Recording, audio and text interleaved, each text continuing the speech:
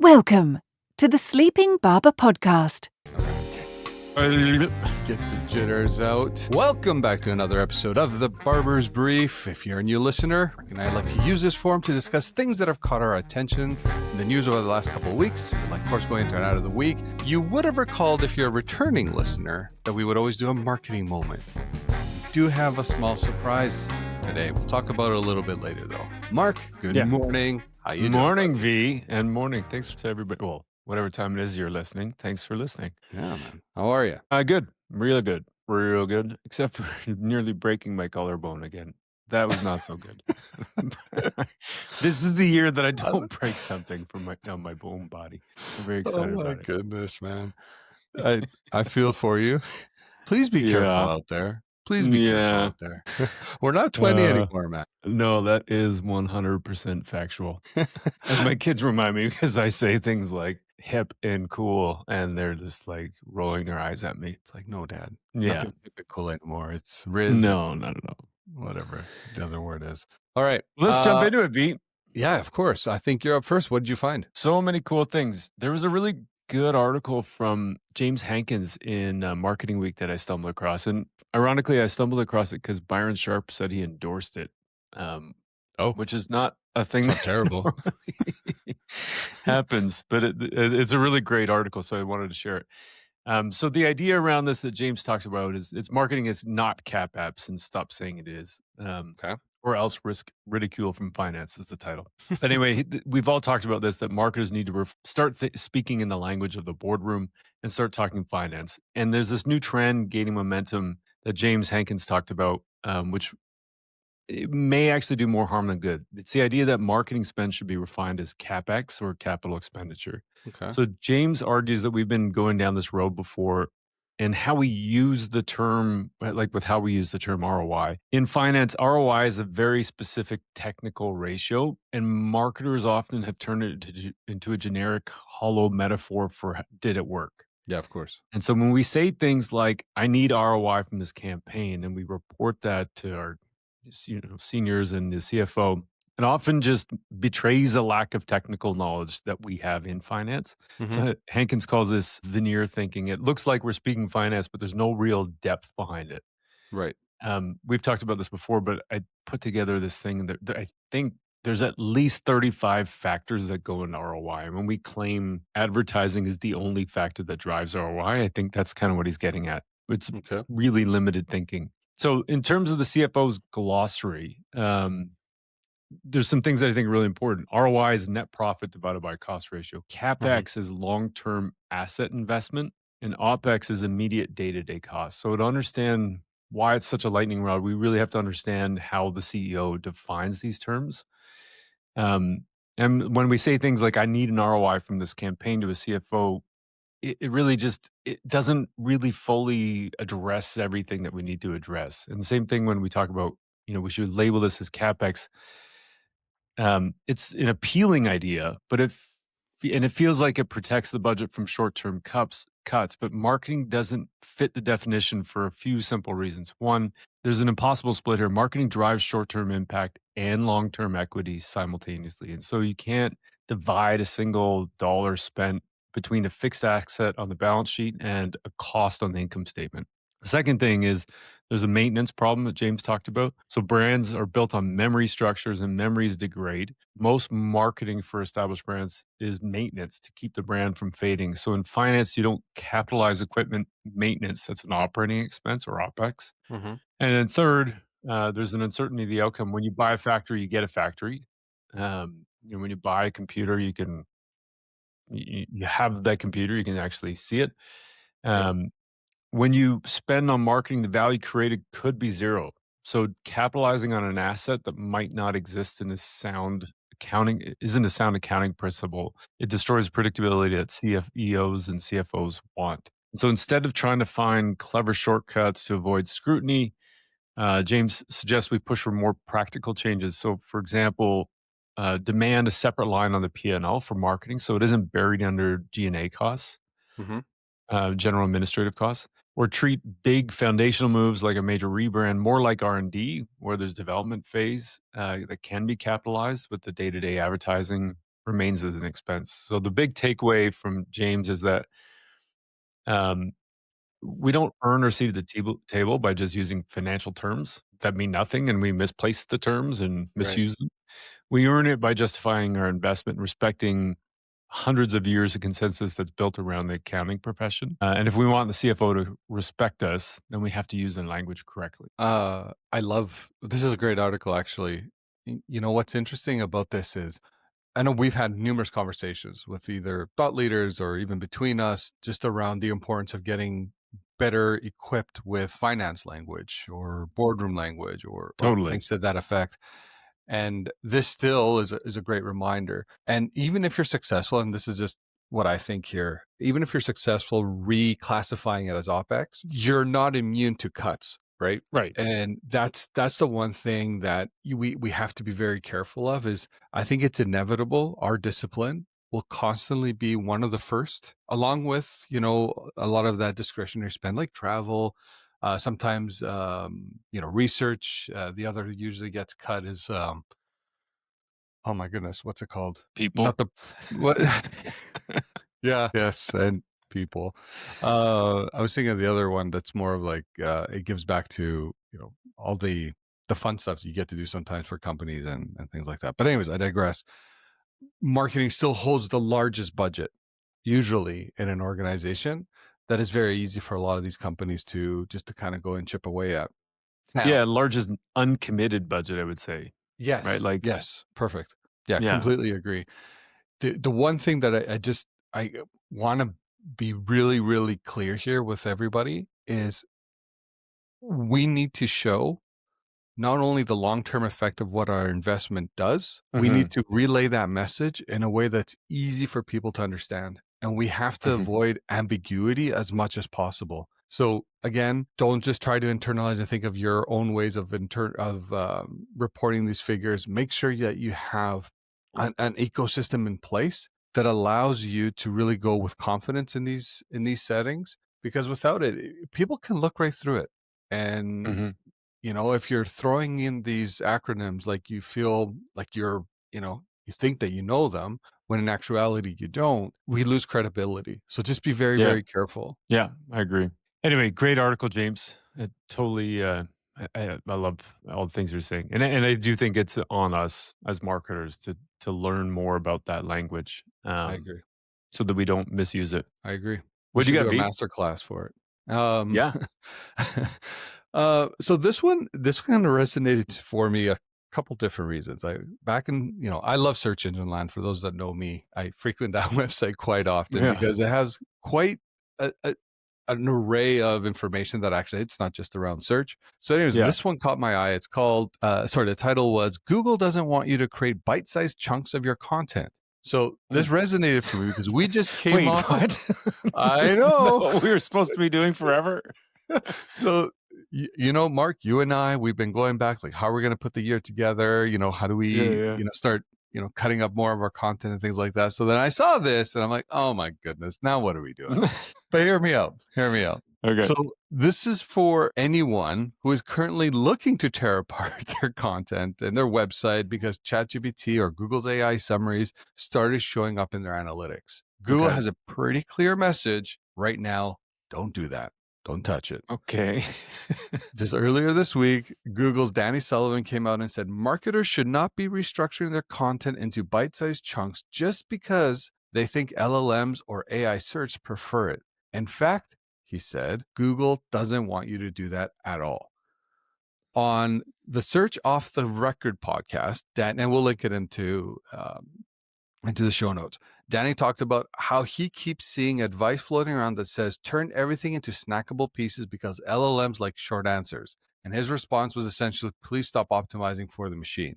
He said Google engineers don't want people crafting content specifically for search and definitely don't want brands creating two versions of content, one for humans and one for AI. So here's the part that matters. He acknowledged something that's definitely really uncomfortable, but genuinely it's honest. In some cases, maybe even more than a few, this kind of chunk content might work right now. You might see an uplift. You might get visibility, but it's going to be temporary. Google's ranking system will continue to improve, And just like they always do, and as they improve, they'll move back toward rewarding content written for humans. When that happens, all the content you design purely based on an LLM, it stops performing. And we've seen that every year with Google does the big updates. And then all of a sudden, like our visits tank. So now if this sounds familiar, which it should, this is the same pattern that we've seen in the era of SEO, chasing those loopholes, optimizing for signals instead of people, keyword stuffing in the header of the HTMLs, winning short term, losing trust long term. So the real warning here isn't don't test this idea of compartmentalizing your content into chunks. Google even admits testing is a fair game. The warning is about overreacting, reshaping your entire content strategy around what seems to work today, even if it degrades the experience of real users. So the big takeaway, it's kind of boring, but it is timeless. Write content people actually want. Build an audience on your own. Don't mortgage credibility for a temporary bump in visibility. There's actually a good metaphor with the Olympics coming up here, the Winter Olympics. Skate to where the puck is going, not where it's been. The old Gretter. Good old Gretzky. I'm just like, just throw my hands up in the air with this one. Like, I know. It's so funny, man. Like everybody talks forever about making short form content. People don't have attention spans. And then you have Google come out and say this, or I don't really actually know much about who Danny is. I'm assuming he's like somebody that's credible inside the company and all that, but is it just another talking head, or is this like, I know Google's idea, every time I've heard any kind of reference to Google, is that they're trying to make it so that it is more human. 100%. So references that are more, that's why they got rid of the keyword stuffing and all that kind of stuff. So they're using the tools they had in the short term to make the best decisions they could in terms of getting information in front of people, the most relevant SERPs. So interesting now though, that you've got him saying, don't cut out content. I think people consume content in some ways that is bite size, but from a search engine perspective, maybe that's not what they want. They want the context of everything. So there's value in doing both still, but not optimizing for only short form. So is that fair? Just so you know, Danny Sullivan is working on new search projects with Google internally. Okay, so he's a thing. He's like right in there. Yeah. He probably knows what he's talking about. No, I'm sure. I'm just like, yeah, it's so funny. He was the founder of Search Engine Land, by the way. Oh, that's cool. So he probably knows a thing or two about search. Anyway, that's interesting. Yeah, it is. I thought you'd get a kick out of that. So we need to talk again, Mark. Yeah. All right. Yeah. Okay. What'd you find next? There was a really cool article from Paul Feldwick that I stumbled across. So the message myth revisited. Okay. So if you've been around long enough, you've probably heard the name Paul Feldwick. He's an author of a really cool book, which I still have yet to read, but it's on my list, The Anatomy of Humbug, and arguably one of the most thoughtful critics on how we think about advertising and how it works. Okay. He republished a talk from 2008 called The Message Myth. Mm-hmm. And, that's crazy. It's almost 20 years old. But it feels like he's describing a problem that we still haven't totally solved. So, and I just thought it was a really interesting article, so I wanted to talk about it. Sure. So he starts talking with this experiment from the 70s involving pantyhose. Researchers put 4 identical pairs on the table. People overwhelmingly picked the pair on the far right, but when asked why, they didn't say because it was on the right. They made an elaborate set of stories about the texture, sheerness, the quality. His point about that was simple, that the causal role of conscious thought is vastly overrated. Mm-hmm. Also, at the time when he was writing this, there was all this stuff around neuroscience and psychology coming out. Like Dan Ariely's Predictably Irrational came out. Paradox of Choice was around that time.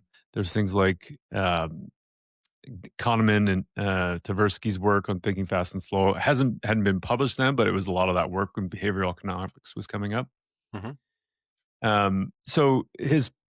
The idea of like causal role of conscious thought is overrated. When we choose things for reasons that we don't understand, then we invent a very rational cover story to explain it ourselves. And so the ad industry insists on this idea of a message model where the ad is a salesperson, as an example. So it's built into every creative brief: get attention, deliver a proposition, and hope they remember it. And so Paul argues that this model is a defunct theory that's left over from long ago door-to-door sales training. And it ignores the reality of how massive brands like P&G Tips, which is a tea in the UK, or Stella Artois were built. So those brands didn't win because of unique message. They won because of associations. And they used entertaining showmanship to create specific feeling that makes the brand feel more saleable at the point of purchase. Like the one ad that keeps coming to my mind every time I think about this is the Cadbury's one with the ape that's drumming to Phil Collins' song.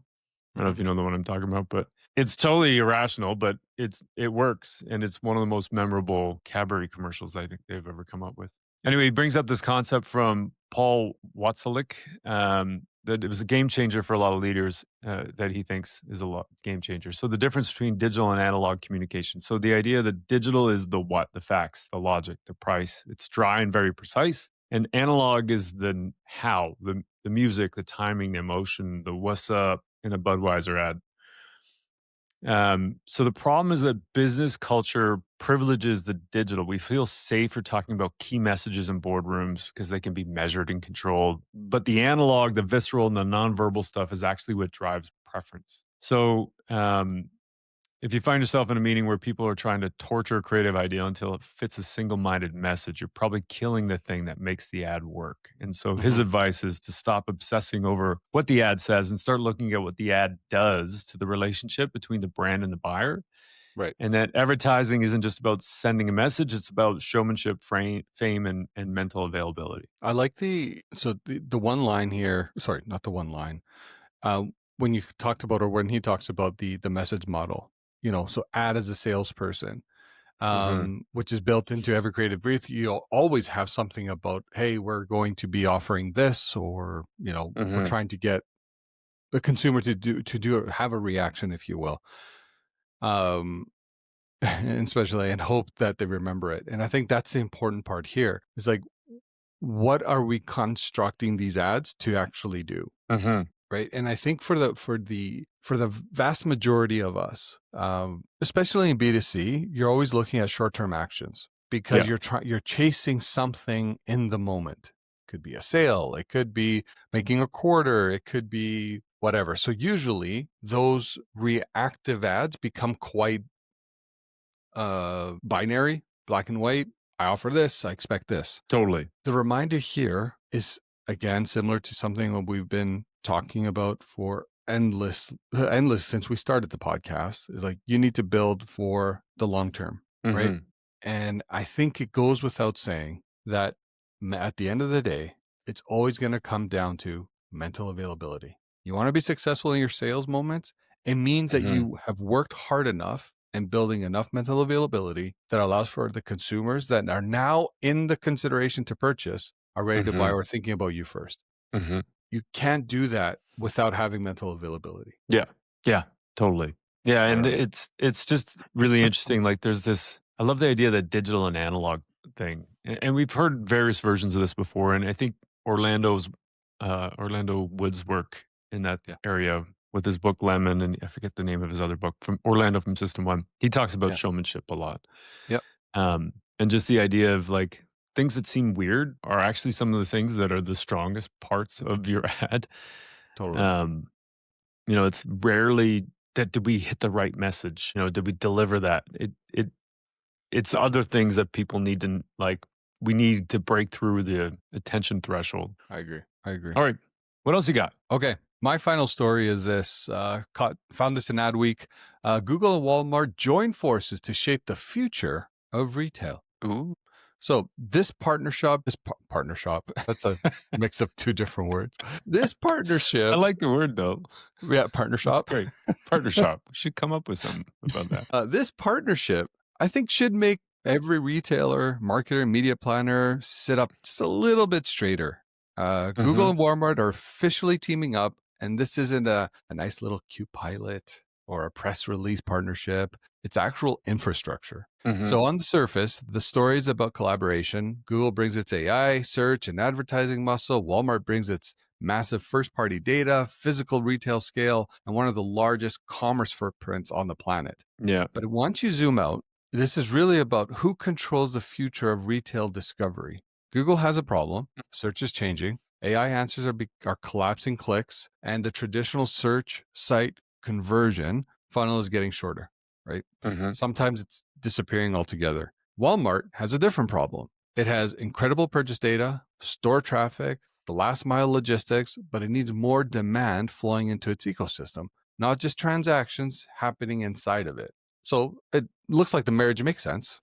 These two different problems are coming together to solve them. So what does Google get? Well, they get cleaner, more deterministic commercial signals, real purchase behavior, not just intent proxies. Walmart gets smarter discovery, better personalization, and more sophisticated ad tools that rival Amazon's retail media dominance. And let's be clear, this isn't retail media growing up. This particular partnership pushes retail media out of the sponsored product era into something closer to a full funnel, AI-driven commerce platform where search, media, content, and checkout start and blur together. For marketers, this changes a few things quite quickly. First, intent data is shifting from inferred to observed. Search queries are useful, purchases are better. Second, the line between media and merchandising keeps disappearing. Your ad isn't just an ad anymore. It's a shelf, a recommendation, a pricing signal, and sometimes a checkout itself. And third, and this one probably matters the most,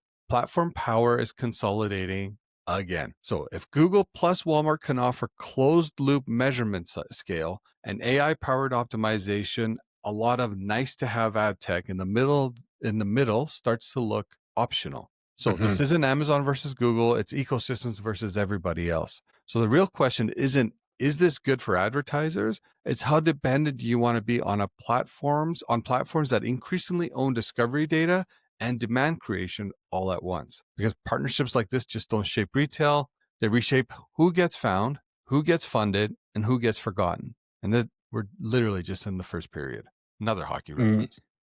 Yeah, there you go. I love the Olympics here. Man, By I the way, can't is wait. Lindsey Vonn actually going to be skiing again? I I- wasn't sure. I thought. I don't know. I guess.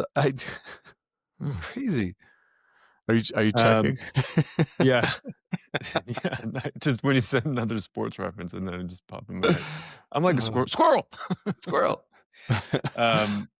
It's really interesting on a couple of fronts on that. First of all, the idea that like when I first started thinking about AI overview, Google's AI overview, I was like, oh, they're killing themselves. But then now reading this, I'm like, this is like what Blockbuster should have done with Netflix. Like the Google AI overview is the equivalent of them inventing their own Netflix, I think. How you make money off it, how you transact off of it, how you do all that kind of stuff, still TBD. I'm sure they had some vision for it overall. Maybe this was part of it and also because we've always been feeding in these product feeds into these platforms. Totally. There's a natural connection there, and you're right about, or the article's right about disintermediating all those middlemen. Yeah. Like cutting them out. It's Totally. so unnecessary. And to have all these middlemen when you can now just have a direct line, plug in all of your inventory, Google plugs in all of the search and they match up. It's really interesting. The other part around that I thought was really interesting is that there's a question around, is it good for advertisers? Do you want to be dependent on these platforms that increasingly own discovery data and demand creation? I don't think you can get around it. No, probably not. Like, how do you get found otherwise? I don't know. And when we're talking about like the budgeting part of it, I think even more so now, it becomes part of physical availability and thinking about finance and all that kind of stuff and the right language around it.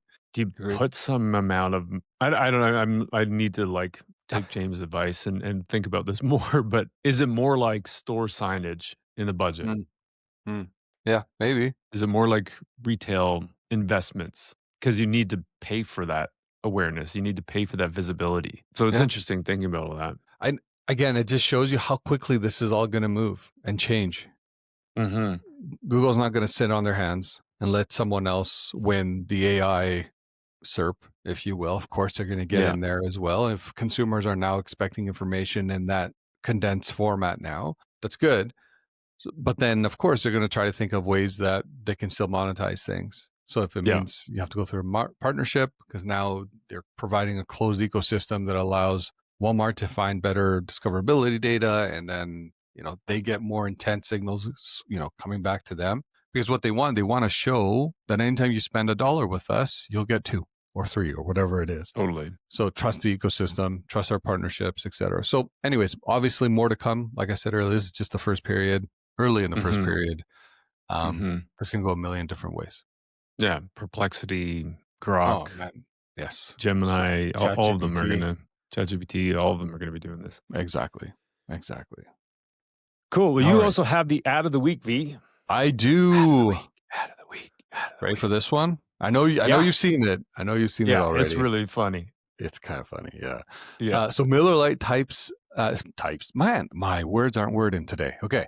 Miller Lite taps Christopher Walken to get people showing up again. So the ad of the week is a masterclass in showing up without shouting. Miller Lite just tapped Christopher Walken for a campaign that's not about flashy stunts or hyper-polished storytelling. It's about presence. The idea is simple. People aren't showing up like they used to bars, to games, to each other. And Miller Lite is positioning itself as the excuse to get off the couch and get back into the world. Walken is a perfect casting here. He doesn't oversell. He doesn't beg for attention. He just exists. And that restraint is the point. The humor isn't loud. It's kind of dry. The message isn't urgent. It's invitational. What I love about this work is that it understands something a lot of brands forget. Cultural relevance isn't always about saying something new. Sometimes it's about reminding people of something that they've quietly lost. In this case, the joy of actually being there. No hard sell, no forced nostalgia. It's just a beer brand saying, hey, remember showing up? That was fun. It's confident, it's human, and it proves that sometimes the strongest creative move is simply knowing when to let the moment breathe. That's your ad of the week. That's good. I liked it. It was really funny ad. It was clever. I'd love to see if there's more of them. I only saw the one, but I think there's a small series. Yeah, but the one that everyone on YouTube would have probably just seen now because we inject them into the video. But for those listening, it's gentleman at the bar. He's essentially on his phone, and there's a woman that's looking right at him, giving him all the signals, but he just chooses to like her on the app, not in real life. So Christopher Walken's like, she likes you. Go say hi, and like come back into the real world, so to speak. So it's I don't know, I don't want to say the world, but that's kind of how we did things back in the day. Yeah, and we didn't have any. We needed beer to help for sure, but we didn't have those digital platforms to lean on. Yeah. All right, V, and that's What's coming up next week? Sorry, not next week. What's coming up later this week, Mark? Yeah, I was going to say that's this week's Barber's Brief, but we do have a very special thing. You may have noticed if you've been listening to us for a while. We normally had a marketing moment in this, but we decided we're going to cut it and just make it its own segment. So starting later this week, we're going to have a new segment that replaces the marketing moment called the Sharp Cut. So it's going to be typically a POV, like a perspective, hopefully have a definitive point of view on specific topics throughout, that we think are interesting or commonly coming up in conversations that we've had. Or if there's anything you'd like to hear about, please let us know, because we definitely want to include your thoughts on this. But this week, it's going to be on one-to-one marketing, mass personalization, and whether there's any benefit to that or not. Exactly. So it's going to be great. It's going to be a lot of fun. Oh yeah, we're excited for this. I think it's something that will allow us to get a little bit more hands-on with some of this, because we're always trying to keep episodes now a little bit tighter. So even these Barber's Briefs, we don't want to, even though we're over like 30 minutes, we shouldn't be. But just give you more content, but they also have more opinions on the topics that really matter to marketers. Yeah. And with that, V, it was great to chat with you, man. Yeah, thanks for keeping us in your ears. Yeah, absolutely. Stay sharp, everyone. There it is. Bye. Nailed it.